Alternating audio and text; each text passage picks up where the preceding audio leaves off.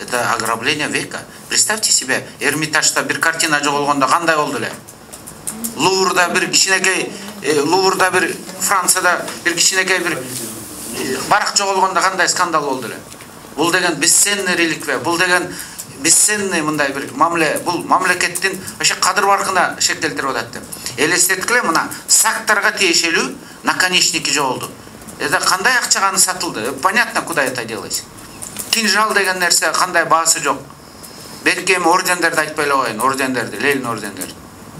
Это же вообще мындай бир жүрөктү оорта турган нерсе. А бизге уже музейдин дагы кереги жок болгондой болуп калды деми. Бизде ушул сырттан келген адамдарга өзүбүздүн өсүп келаткан муунга музейге алып кирип, мына бул колуң менен кармап көр деген нерсени биз уже жоготуп турбуз. Эмне да болуп керек? Жана 135 наименование калды дейсиңер. Алар, по-моему, жөн эле бир баасы жоктор да, баанунун баарын тоноп почистили, оказывается. Ничего не осталось ценного. Мумияны көмүп салдыңар. Эми жөн эле музейди мындай ради музея кармап турабыз. Музей эмнеси менен музей?